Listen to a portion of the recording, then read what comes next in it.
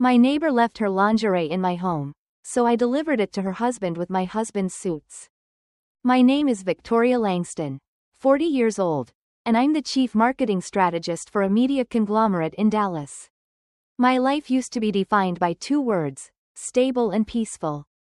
At least that's what I believed for the past 13 years since the day I married Mason. We moved into the suburban neighborhood of Willow Glen last summer after a year of me working relentlessly to earn a promotion. Willow Glen was the kind of community designed for picture-perfect families. Tree-lined streets, manicured lawns, and waist-high white fences that looked like they came straight out of a real estate brochure. People here always smiled when they crossed paths at the mailbox, sometimes exchanged pretty little pastries or handwritten holiday cards. But no one asked too much about each other's personal life. That exact just enough friendliness made me feel at ease. I thought it would be the perfect place to begin a new chapter. Across the street lived a couple who looked like they had stepped out of a lifestyle magazine. Rachel and Dean Carter. She was an interior designer, always dressed in neutral tone dresses, her soft curls perfectly in place. Dean, with his signature half smile, was a luxury real estate agent, charming and effortlessly attentive. On our first day, they greeted us with a bottle of red wine and a box of almond cookies neatly packaged. I used to think it was a thoughtful gesture. Now I know it was just part of a polished act. My marriage to Mason had always been seen by friends as ideal. Two successful professionals living in a modern two-story gray house, mowing the lawn together on weekends, and reserving a table once a month at our favorite Italian spot downtown. But behind that polished surface was a truth I never questioned. Mason was the man I loved, and I was the only woman in his heart. If someone had asked me whether I was happy, I would have nodded, not the mechanical kind, but a firm certainty from deep inside. But trust, I've learned, isn't something you place once and forget.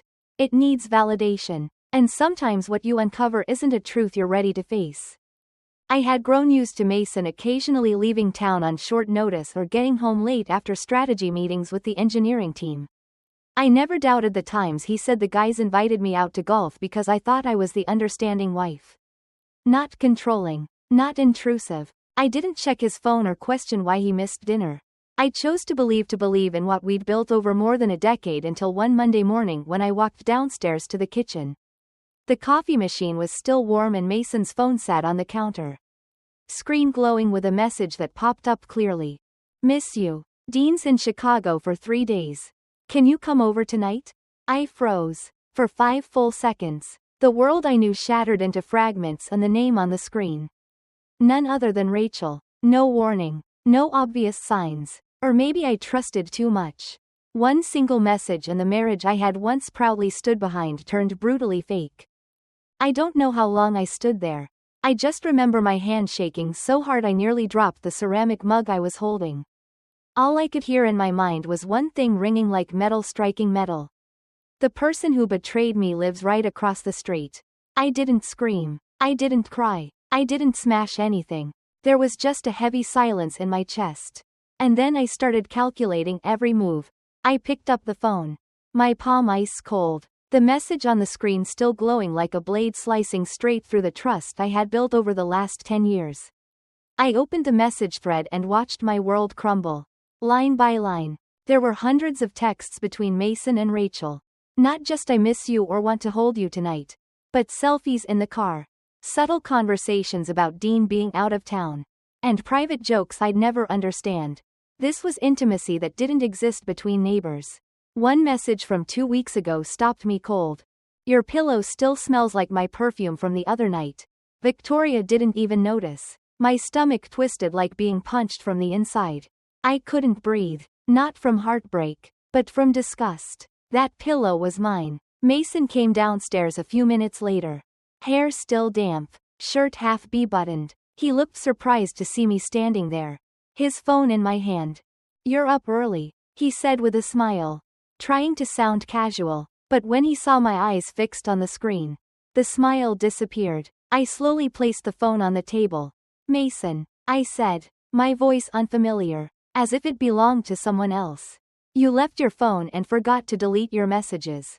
He froze. For a moment, I saw fear flash across the face of the man who once promised never to hurt me. Vic, let me explain. He reached toward me, but I stepped back as if he were coated in oil. Explain what? That you've been sneaking around with Rachel, the woman who lives 10 steps from our front door, for 8 months. That you were sneaking off to hotel rooms while I was busting my back, hitting KPIs to keep up with the mortgage. It's not what you think. I never meant for it to go that far. So, it was an accident. You tripped and fell into her bed. I laughed. The sound sharp enough to slice the air. Sharp enough to surprise even me. Mason lowered his head. She came on to me. I was weak. I know I messed up. But I love you, Vic. You're the one I want to build a life with. I clenched my fists to keep from shaking. You love me. You love me. But you went into her house every time Dean was away and I wasn't home. And the worst part, you brought her here into this house. The house I cook for you in every night. You slept with her in our bed. He didn't answer. And that silence was all the confirmation I needed. I walked to the front door, opened a shoe cabinet, and pulled out my work bag. I'm going to the office. When I come back, I don't want to see you here. You can't do that. This is my house. 2. Turned to him, looked him dead in the eyes. Good. Then you have 2 options. 1. Leave temporarily and give me space to think. Or 2. I call Dean Carter right now and tell him everything.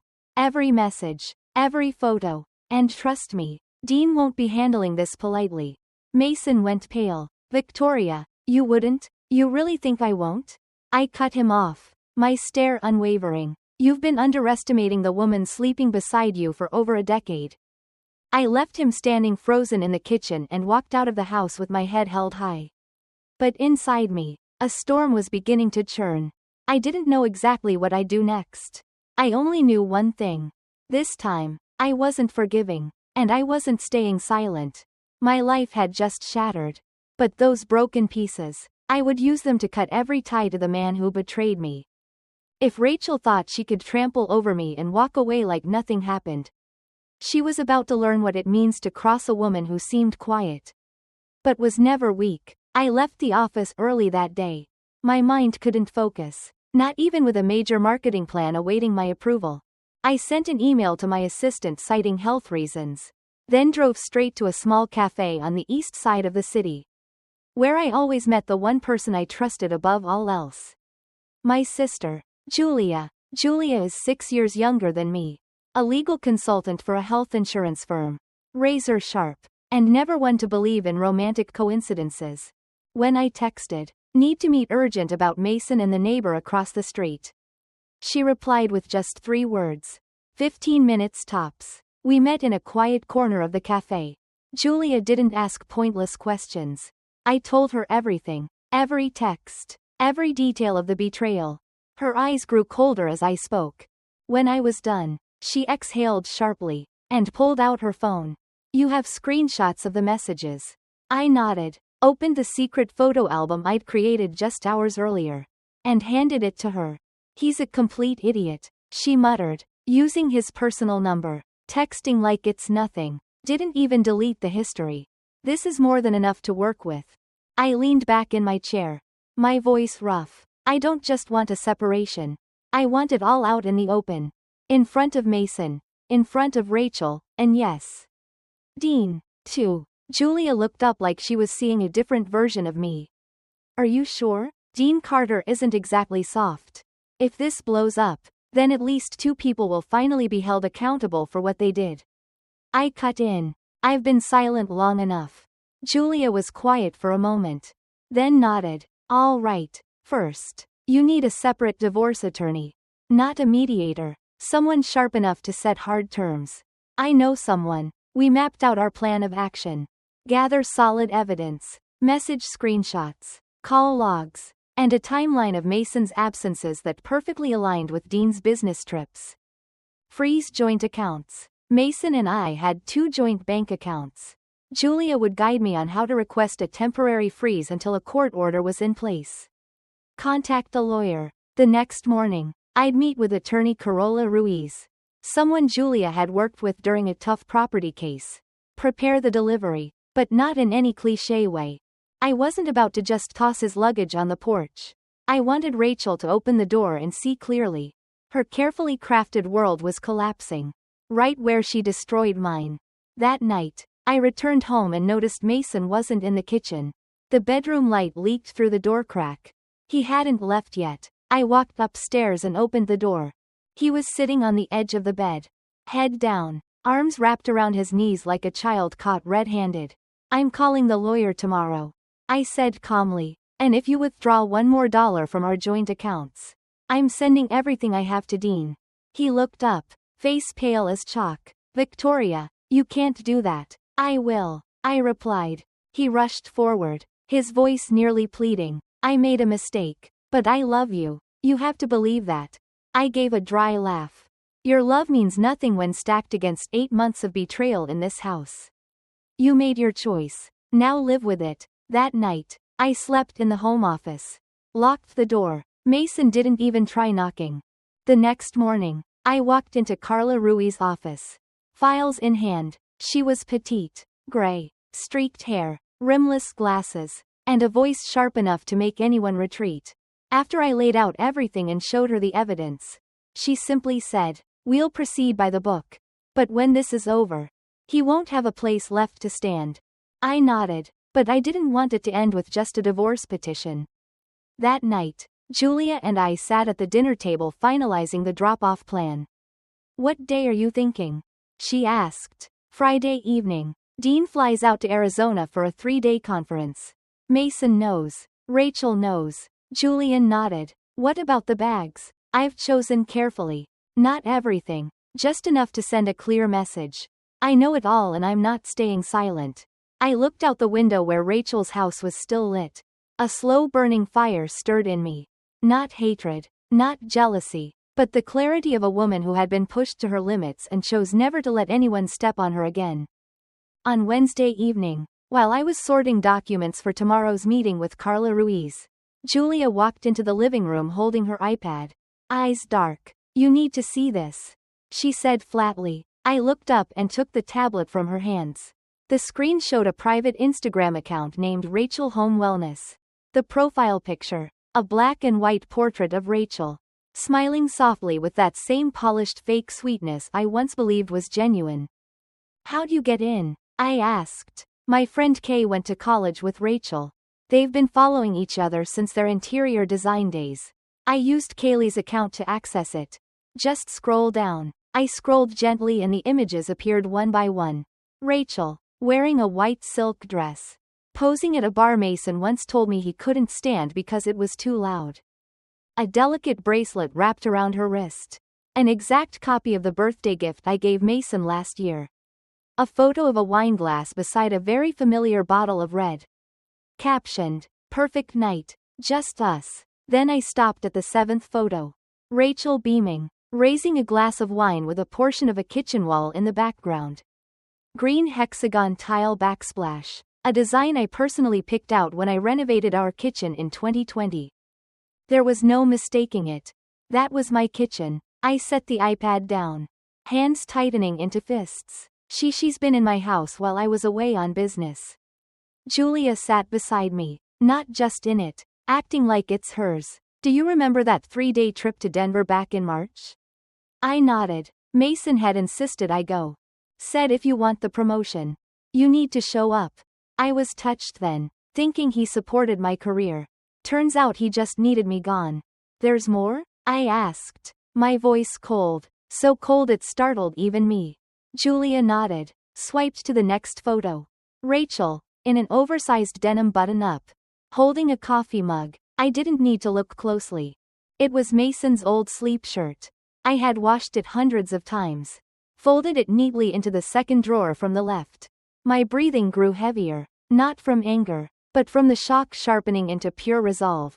"All right," I whispered. "If they dared to bring it into my home, then I'll bring it out in front of everyone." Julia squeezed my hand gently. "You're changing the plan." I looked her straight in the eye. "Not just delivering. I want Rachel to be the one to open the door and Dean to be the one who closes it." We sat in silence for a few moments. Julia exhaled. "Then we have to time it right. Dean needs to be gone. but not too far to miss the aftermath. I got up, walked over to my desk, and grabbed my phone. In our Willow Glen neighborhood group chat, Dean had shared his real estate showcase schedule. I scrolled back to last week's messages. This Saturday, Dean's working the Fort Worth home show all day from 8 a.m. to almost 4:00 p.m. I read aloud.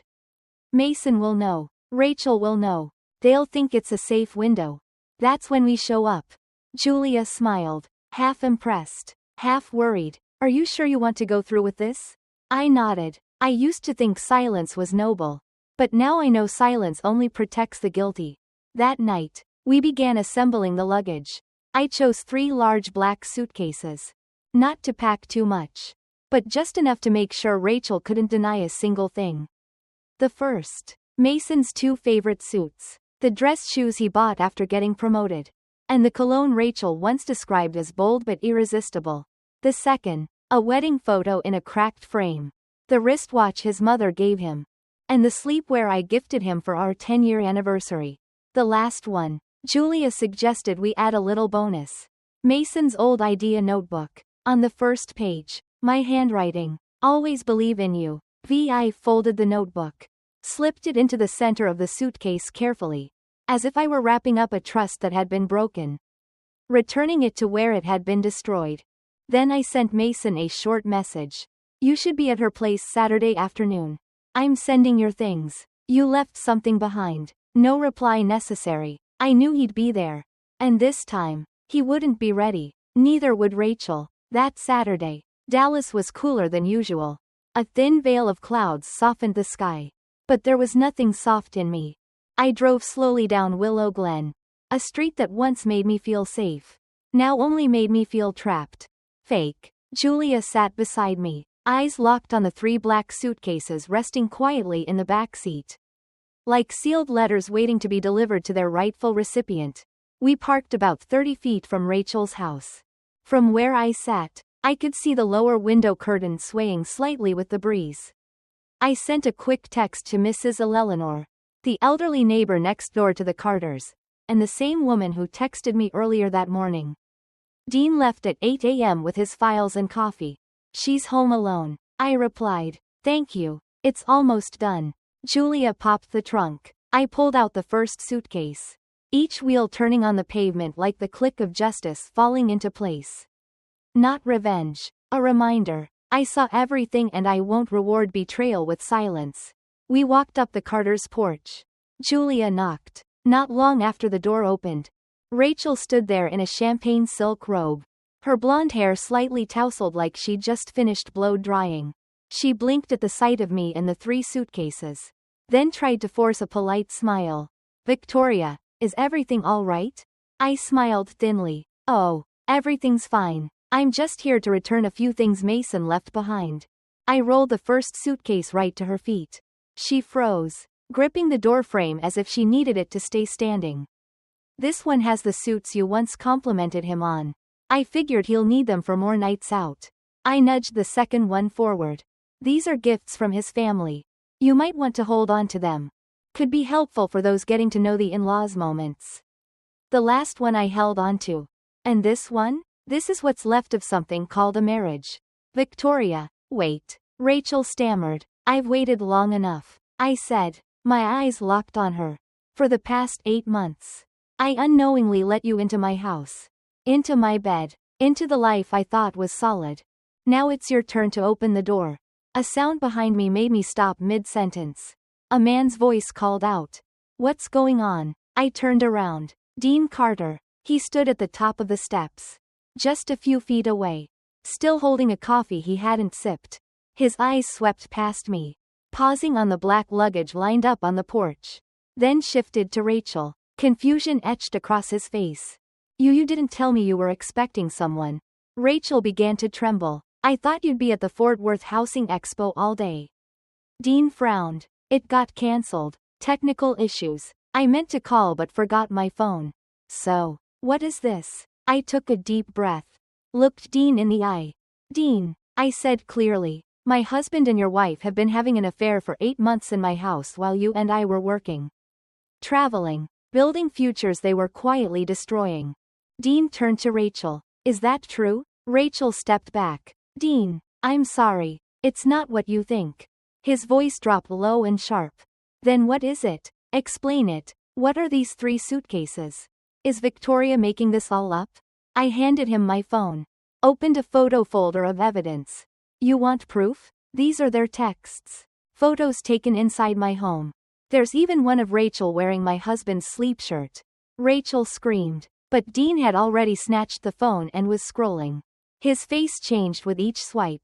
Fury taking form. Feature by feature. You slept with someone else's husband. He said slowly. And kept living under my roof like nothing happened. Laughing with me every night like you were some model wife. Rachel burst into tears. Dean, I messed up. I got caught up in it. But I still love you. Dean turned to me. His voice growly. Thank you for telling me. You didn't need to carry this alone. He stood frozen in the doorway. Eyes locked on the phone screen. Each message revealed more. Subtle, shameless, and undeniable. Rachel stood behind him, sobbing. But no one paid attention to her anymore. I tightened my grip on my handbag. Steadying my voice. You see, I didn't make any of this up. I'm not someone who enjoys drama on her neighbor's porch. But when they brought betrayal into my house, into my bed, I figured I had the right to bring the truth out into the open. Dean nodded quietly like the words on that screen had finally confirmed all the faint suspicions that had lingered in his mind. Now everything was unmistakably clear. And just as I was about to leave, a familiar sound hit my ears.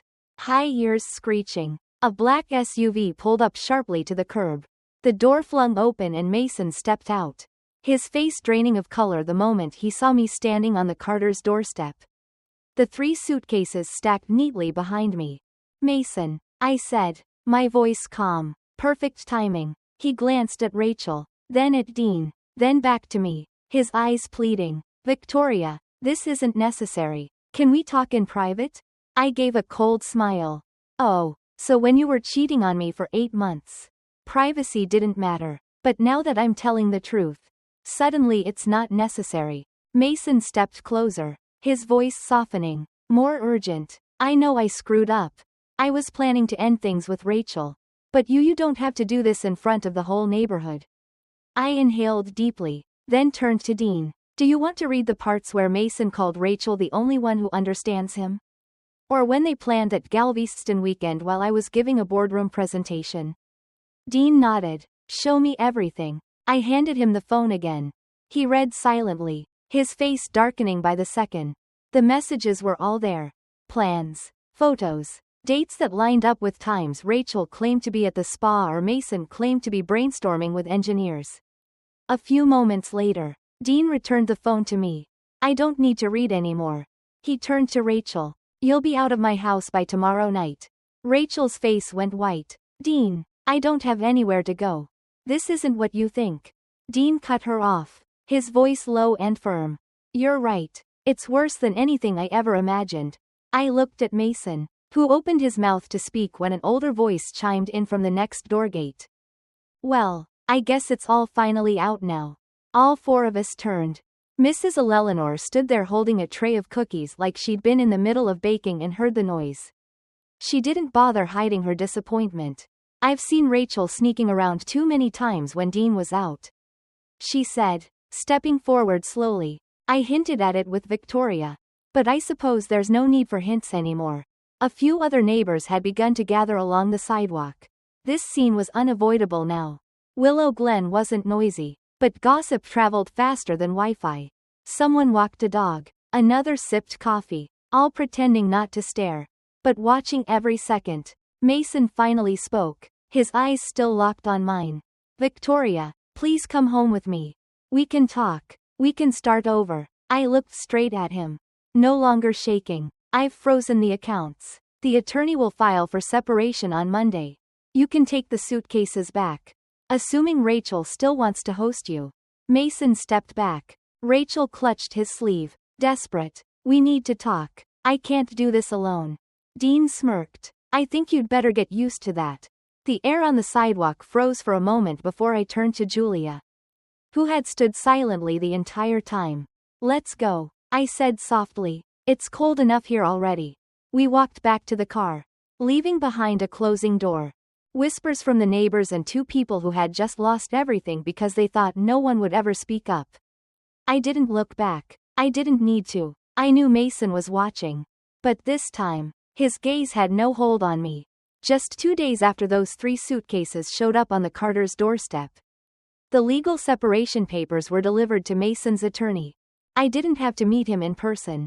Carla Ruiz, poised and composed, handled everything for me. Hill didn't say a word when he received the papers. She told me just froze. I think he knew he had nothing left to hold on to. I kept the house, not because I wanted to cling to walls that had witnessed betrayal, but because I didn't want to hand over anything I'd worked to build to someone who never appreciated it. Mason moved into a rental apartment on the west side of the city. I didn't care who he lived with, what he ate, or whether he still saw Rachel.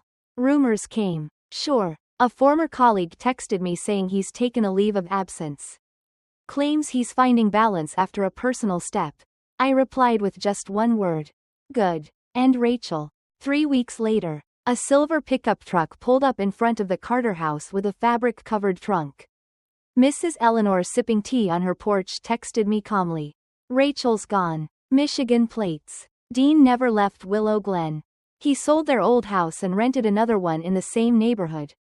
Quieter, more private. One day while I was trimming the front hedge, he passed by, paused, then walked up. I'm sorry for everything you had to go through, he said. I nodded. Thank you for not denying the truth. Not everyone has the courage to do that. He stayed quiet for a moment, then asked, Has Mason tried to reach out? I gave a small smile. He has, but not for the right reasons. Just a week after receiving the separation papers, Mason started sending emails. The first was a short apology. Then came long rambling messages about emptiness. How he was in therapy, realizing the value of what he'd lost and would never forgive himself if I didn't give him a chance to make things right. I didn't reply, not a single word. Then came the flowers, bouquets of pure white blooms, the kind I used to love, sent to my office with a card that read, If only I could hear your voice one more time. I left them all at reception. The girls at the company took them home, placed them around the office. As for me, I didn't need the scent of deception lingering in my workspace. Carla once asked, Do you want to include financial terms in the divorce agreement? You clearly have the upper hand. I shook my head. I just want to walk away clean. No more ties. She nodded, saying nothing. Some things silence honors more deeply than words. As rumors began to fade, Willow Glen returning to its peaceful facade, I started living a different life. No rush. No frantic attempts to fill the void. Just living for myself. I changed the curtains, repainted the kitchen, got rid of every item Mason had chosen. Each small update was like a quiet ending to something I once thought was permanent. Julia still visited me every week. She was the first to help me believe I could come through this without being crushed. One day, as we had lunch in the backyard, she smirked. You know, if there ever comes a time when you feel okay again, Dean doesn't seem to be seeing anyone yet. I smiled. I haven't thought about that. But I'm not afraid anymore. Exactly. I wasn't afraid. Not of betrayal. Not of pitiful looks. Not of being alone. Because I had stood in front of my entire neighborhood with my pain laid bare. And I didn't fall apart. One late March afternoon, as the sunlight began to fade over the rooftops of Willow Glen, I got a message from Dean. I'm flying out to Santa Fe next week for a work trip. On the way back, I'm stopping in Colorado for a few days. Quiet place. Clean air. No drama. No familiar SUVs parked outside your window. Are you in? I stared at the message. Then chuckled. He always had a way of speaking gently without dodging the truth. If you promise I don't have to listen to country music the whole ride, I'll consider it, I replied. He texted back instantly. Deal. But you're not allowed to bring your laptop. And just like that, the deal was sealed. 3 days later, I packed a small suitcase, left my work phone on the table, and got in the car with Dean. The trip began in silence. But not an awkward one. It was the kind of silence that felt safe between two people who didn't need to force understanding. Along the way, we stopped at a small roadside diner. Dean's favorite from college. He told me how he almost married a girl once just because she laughed the way my mom liked. I laughed. It had been a long time since I laughed without weight behind it. When we arrived in Colorado, dusk had just settled in. Dean rented a small cabin by the edge of the forest. No traffic sounds, no city noise, just the rustle of wind and the scent of pine in the air. No Wi-Fi, he said, handing me the key. Intentional. I didn't argue. I opened the door, set down my bag, and looked out at the woods beyond. In that moment, I realized I hadn't thought about Mason once that day. Not because I'd tried to forget, but because he no longer had a place in my mind. We stayed for 3 days. Morning hikes, quiet reading in the afternoon, firewood and hot cocoa at night. Dean never asked about the emails I didn't answer from Mason. Never brought up the luggage delivery scene. He was just there with me.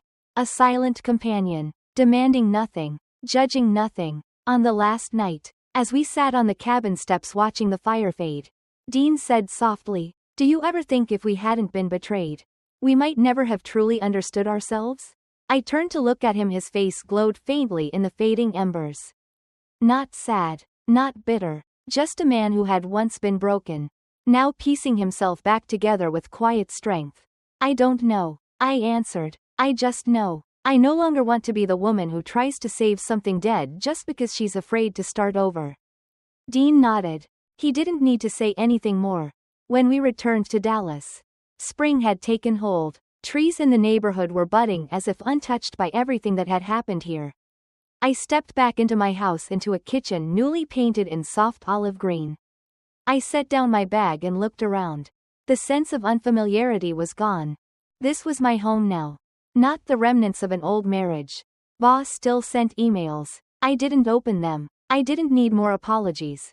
I didn't need a final conversation, a handshake, or a tear. I chose to let go by simply not holding on. And that was enough. The next morning, as I watered the plants on the balcony, Mrs. Eleanor stood by the fence holding a cup of tea.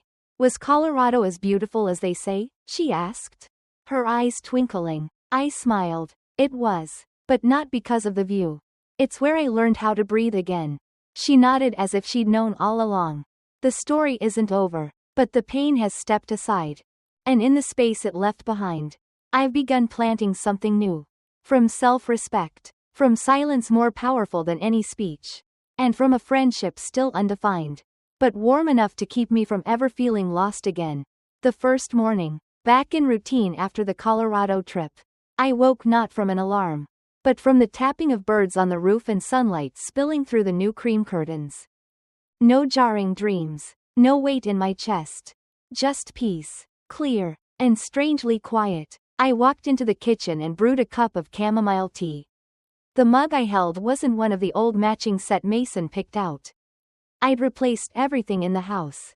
Not out of anger, but because I wanted my surroundings to reflect exactly who I was becoming. A woman who had survived betrayal, but wasn't defined by it. I still remember the day I shut the door behind Mason. There were no tears, no yelling, just a choice, that I wouldn't let a weak man drag me down with his cruelty. Someone once asked me why I didn't go public with everything. Didn't destroy Rachel's career or humiliate them both. I simply answered because I don't need to become them to prove I'm stronger. I chose to return everything with sharp silence, with a deliberate retreat, and with a plan for myself to rebuild my life from the inside out. From rubble to strength. Dean is my friend now. A companion with no pressure. No rush. We have quiet morning coffees, evening dog walks, and random grocery trips just to split a chocolate bar. We don't define it. We both know what we need isn't new love to fill a void.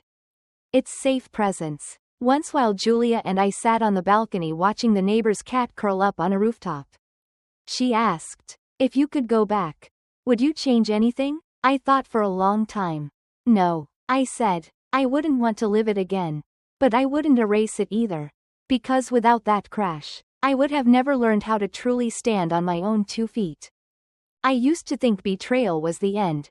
But really, it was just a jolt that woke me from the long dream of a dream that love held together by one-sided sacrifice was enough. It's not. Real love doesn't require you to abandon yourself to hold on to someone else. Now, every morning I wake up.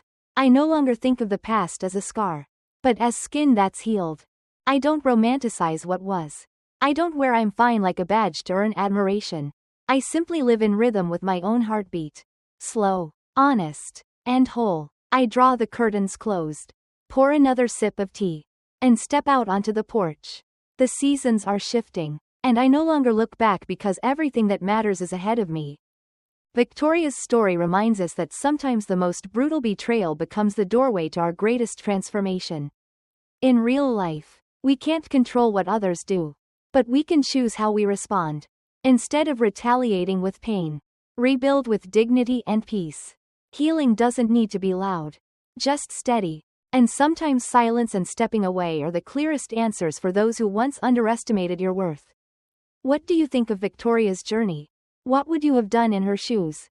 Share your thoughts below and don't forget to follow the channel for more heartfelt, powerful stories about family and